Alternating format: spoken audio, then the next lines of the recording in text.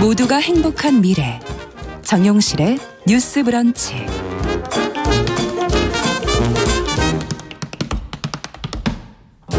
정용실의 뉴스 브런치 함께하고 계시고요. 11시 41분 향해 가고 있습니다.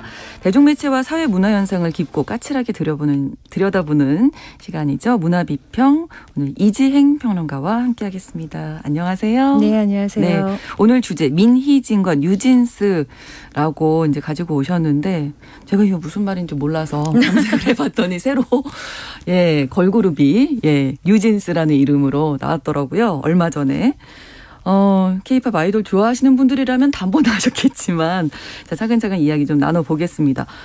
지금 뉴진스가 데뷔를 하면서 많이 언급되는 분이 이제 민희진 대표인 거죠. 그렇죠. 네. 이 민희진 씨라는 분은 2002년에 SM 엔터테인먼트에 이제 입사를 해서 우리가 굉장히 많이 아는 그 유명한 아이돌 그룹들의 비주얼 디렉팅을 담당하는 그 크리에이티브 디렉터. 로 활동을 소녀시대. 네, 그렇죠. 네. 소녀시대, FX, 레드벨벳, 샤이니 이런 그룹들로 크리에이티브 디렉터로 활동을 하다가 이제 2019년에 하이브로 이제 오게 되죠. 네, 그래서 방탄소년단. 네, 방탄소년단의 소속사인 하이브로 오게 돼서 그 레이블 어도어라는 레이블을 런칭하게 됩니다. 이 뉴진스는 그 어도어가 내놓은 어떤 첫 번째 타자로서의 걸그룹. 인 거죠. 예. 근데 뉴진스 데뷔하면서 왜 이렇게 이 대표님 이름이 많이 언급이 되는 건가요?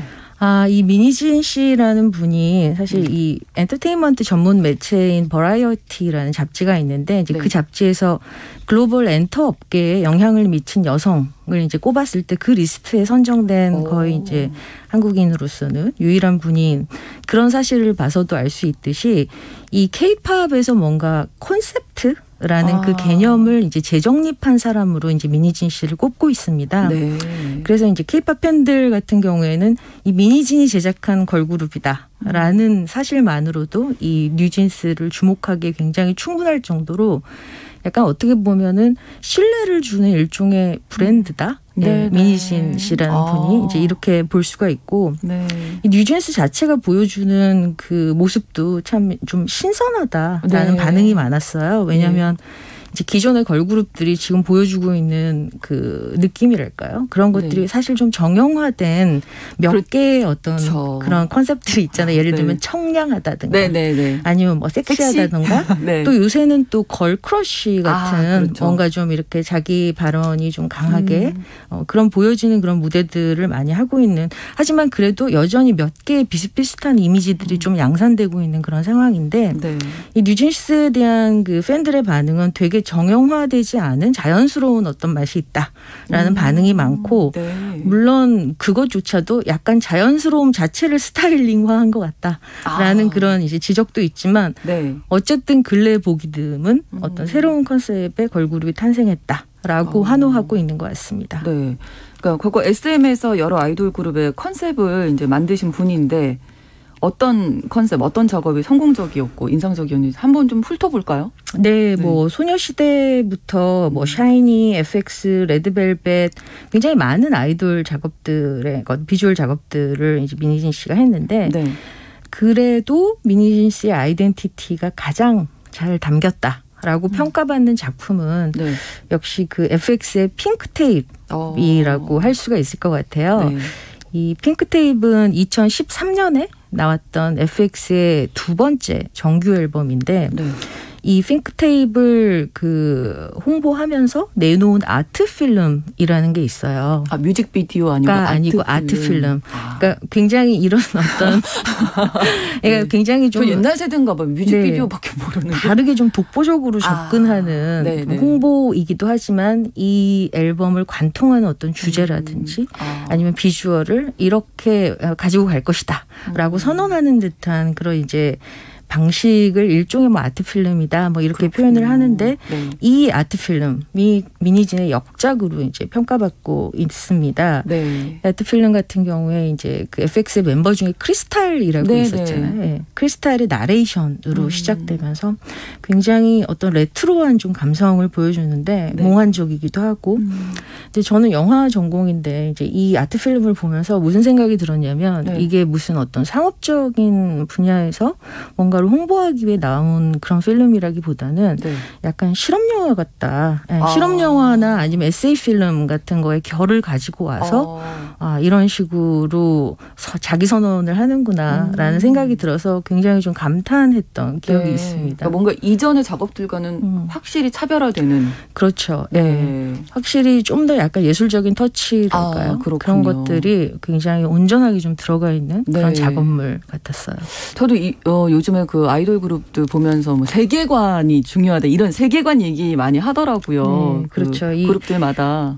아마 그 엑소의 세계관 같은 것도 네. 그 민희진 씨가 SM에 있을 때 그 손을 댄 그런 작업물 중에 하나였다라고 제가 알고 있습니다. 네. 아마 그런 거를 더 발전시킨 분이 아니실까 생각이 네네. 되는데 그러면 민희진 씨가 그동안 그려왔던 소녀의 이미지는 어떤 것인지 뉴진스가 이제 시작이잖아요. 어떤 점들을 또 이어받았다고 보실까요? 그 뭐 핑크테이프 같은 그 과거의 어떤 작업물에서도 굉장히 이제 소녀들을 대상으로 피사체로 보여주는 그런 작업이 좀 일가견이 있다라고 얘기할 수 있는데 네. 그런 느낌들이 뉴진스에서도 이어지죠. 네. 그 핑크테이프에서 볼 수 있는 것처럼 이 민희진 씨라는 분의 그 페르소나라고 할까요? 그게 제가 보기에는 뭔가 좀 10대 소녀들에 다 있어요. 그러니까 네. 좀 2차 성징을 겪고 있고 네네. 그다음에 사춘기를 관통하고 있는 좀 연약한 존재들 그런데 순수한 존재들 네. 그러니까 순수하지만 뭔가 좀 발칙하기도 하고 자기 주장도 하고 자기 주장을 한다기보다는 네. 순수하지만 좀 도발적인 이미지를 갖고 있다고 할까 좀 양가적이죠. 네, 그리고 네. 또 자연스럽긴 한데 네. 뭐 인위적으로 꾸미거나 인공적인 느낌은 없는데 또 어딘가 좀 거리감이 느껴지는 약간 양가적인 컨셉 자체가 좀 민희진 씨의 특징이라고 할 수가 있을 텐데 네.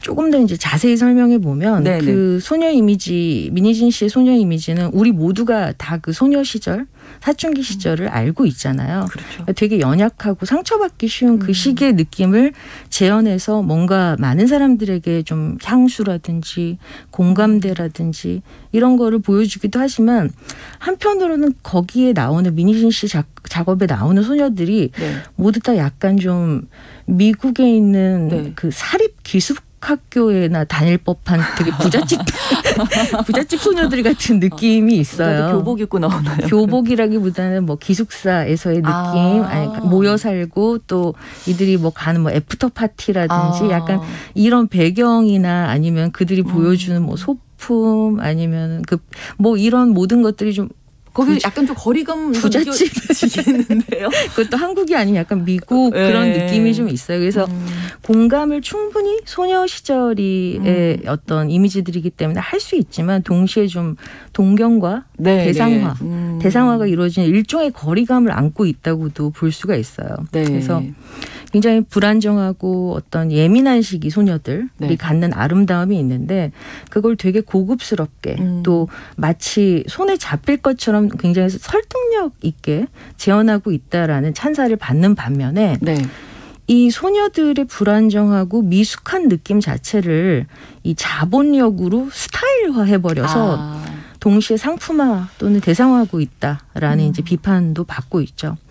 그리고 이 어리기 때문에 순수하다. 네. 이렇게 약간 어리다는 거하고 순수하다라는 것을 이제 등치시키는 그런 표현들이 이 민희진 씨의 작업물에서 굉장히 자주 볼 수 있는데 사실 우리가 이 불안정한 시기를 겪으면서 살아가고 있는 여성 청소년들은 늘 혼란스럽잖아요. 그렇죠. 네. 늘 어릴 수 없고 네. 늘 그 자리에 머물 수 없고 이제 변해가는 존재들인데 이 자기 정체성을 확립해 나가는 시기에 있는 여성 청소년들이 이렇게 어리고 순수한 이미지를 표방하는 굉장히 설득력 있는 그런 재현 같은 것들 이런 것들을 노출되면서 그게 전부인 것처럼 생각하게 되는 것은 그렇게 크게 바람직하진 않을지도 모르겠다라는 살짝 우려도 이제 평자들 사이에서는 네, 나오는 네. 것 같습니다. 이 이미지가 어떤 특정 영화 속의 소녀 이미지와 닮았다면서요? 이 영화 전통에서는 네. 굉장히 불안정하고 연약한 시기의 사춘기 소녀들을 되게 주제 내지는 어떤 피사체로 다루는 그런 경향성의 영화들이 좀 있었거든요. 네. 좀 예를 들어 드리자면은 그 70년대에 네. 1975년에 그 피터 위어라는 감독이 만든 행잉록에서의 소풍 네. 영화가 있었어요. 이게 이제 내용이 명문 사립 여학교를 다니던 소녀들이 네. 피크닉을 갔는데 네. 이제 실종됐어요. 그래서 이 소녀들이 도대체 어디로 사라진 걸까라는 약간 미스테리도 있지만 그 소녀들 사이의 관계성 네. 내지는 이 소녀들이 겪었던 어떤 사회적 억압이라든지 이런 것들이 왜 이렇게 하얀 프릴 달린 원피스나 잠옷을 입은 소녀들이 막 약간 때로 출연을 네, 하면서 네. 뭔가 연약하지만 좀 미스테리어스하고 동시에 좀 이상화하기도 쉬운 이제 그런 이미지로 나왔거나 또 이런 이미지 굉장히 많이 반복이 됐는데 우리가 다 아시는 반지의 제왕의 피터 잭슨 감독도 네, 네. 천상의 피조물이라는 영화가 있어요. 그분이 만드신 여기서 이제 두 소녀의 우정과 행적을 담은 그런 실화를 바탕으로 한 영화인데 이거는 이 두 소녀가 서로 짜고 자신의 어머니를 살해하는 그런 실제 사건을 영화한 작품인데 왜 이렇게 되었던가 그러니까 이 소녀들의 그 순수한 세계에 누가 어떤 파국을 선사했나라는 그런 영화가 있고 네. 또 뭐 이탈리아 감독 중에 굉장히 우리가 유명한 지알로 무비의 그 대명사라고 할 수 있는 다리오 아르젠토의 페노미나라는 혹시 아실지 모르겠어요. 그 제니퍼 코넬리라고 네, 예전에 네. 굉장히 더 아름다운 약간 그 네. 로미오와 줄리엣에서 줄리엣 닮은 네. 그런 이제 배우가 있었는데 요즘에 또 탑건에서 탑건 2에서 예, 네. 나오고 제가 있죠. 그걸 네. 안 봐가지고 그러셨구나. 그 제니퍼 코넬리가 네. 가장 아름다웠던 10대 시절의 주인공을 맡은 영화가 네, 이제 페노미나인데 여기서는 이제 초능력을 가지고 곤충을 부릴 수 있는 그런 네. 어떤 소녀로 나오고. 이렇게 외국에서만 이런 어린 시절의 그 연약한 소녀들의 이미지를 형성한 작품이 나왔던 것은 아니고 한국에서도 김지훈 감독이 2003년에 네네. 장화홍련이라는 작품에서 기억나실지 모르겠어서 굉장히 흰 잠옷을 입은 두 자매가 굉장히 약간 좀 혼란스럽고 낯선 환경에 떨어져서 굉장히 서로를 의지하면서 이렇게 지내는 그런 어떤 모습들이 보여지는데 지금 말씀드린 이런 작품들이 굉장히 소녀의 일탈이라든지 어떤 사춘기 소녀의 성적 호기심이나 그리고 일부 약간 동성애적 암시 같은 것들도 이제 포함하고 있는 경우가 있어요. 특히 이제 페노미나 같은 경우에는 이 소녀가 심지어 초능력까지 지녔어요. 그러면서 뭔가 그 사회에서 조금 타자화된 그런 초능력을 지니고 유리된 어떤 소녀 정체성을 굉장히 전복적으로 표현하는 그런 어떤 작품들이라고 할 수가 있는데 이 영화들에서는 약간 좀 이렇게 불안정한 사춘기 소녀의 존재라든지 그 능력 자체를 약간 일종의 기존의 시스템에 균열을 내는 그런 표상 이런 것들로 사용됐다. 전복적으로 사용됐다라는 점이 약간 주목할 만한 점이기도 합니다. 네, 영화를 이제 예를 들어 주시니까 어떤 이미지겠구나 대충 감이 좀 올 것 같기도 한데 근데 이게 자본력이 없었으면 이렇게 아름답게 구축될 수 있었을까 뭐 이런 생각 저도 잠깐 해보게 되네요. 그렇죠. 그 이제 사실 유행이라는 게 어떤 영역에서도 그렇지만 한번 성공 전략이 좀 만들어지면 양산되면서 계속 반복되면서 유행이 되는 그런 구조를 가지고 있잖아요. 그런 어떤 트렌드를 선도하는 작업이랄까 이런 것들이 물론 대기업의 자본력이 있어야 잘 뒷받침되고 그렇죠. 이제 잘 퍼져나고 영향력도 가지기 마련인데 한편으로는 이 민희진 씨가 했던 시도들도 보면 기존에 없었던 그런 작업이잖아요. 이런 것들이 이미 조직과 시스템이 갖춰진 대기업, 대기획사, 큰 기획사라는 조직 관성 속에서 또 잘 시도되기 어려운 지점도 분명히 있어요. 이 민희진 씨가 그 인터뷰를 많이 하는 타입이 아니고 굉장히 약간 전설 속의 유니콘처럼 한두 번? 이 정도 하시는 분인데 최근 그 인터뷰에서 큰 기획사에서 자기만의 어떤 새로운 결과물을 만들어내는 것의 어려움에 대해서 토로하면서 이런 말을 한 적이 있어요. 이 일을 완성하는 과정에서 그 회사도 그리고 동료들도 소비자들도 모두를 다 설득해야 되는 그 다중고를 겪어야 하는 그런 어려움이 있었고 결과적으로 그 이제 결과물이 나왔을 때 공은 회사에게로 가지만 과는 개인에게로 모조리 쏟아지는 느낌이라서 굉장히 마음이 어려워졌다. 왜냐하면은 그 회사는 기존의 어떤 탄탄한 지지자층과 팬층과 이 어떤 유행이나 트렌드 같은 거를 가지고 있기 때문에 네. 자기가 잘못해서 쏟아질 실험을 잘못해서 쏟아질 그런 것들에 대해서 굉장히 어떤 예민한 반응들을 경험했다라고 말씀을 하시더라고요. 네, 그러면서도 앞으로 발전해 나가는 게 아닐까 이런 생각이 드는 뉴진스 뭐 이제 시작 단계니까요. 앞으로의 활동이 또 기대가 되고 지켜보도록 하겠습니다. 뉴진스 소개해드려서 말로만 자꾸 소개를 해드려서 노래를 한 곡 전해드릴까 하는데 이 곡 들으면서 오늘 마치도록 하겠습니다. 문화비평 K-팝 아이돌 산업에서 독특한 소녀 이미지를 만들어온 민희진 대표의 작업들에 대한 이야기 나눴고요. 이지행 평론가님과 함께했습니다. 고맙습니다. 감사합니다. 뉴진스의 어텐션 들려드리면서 뉴스 브런치 마치겠습니다. 내일 다시 뵙겠습니다. 고맙습니다.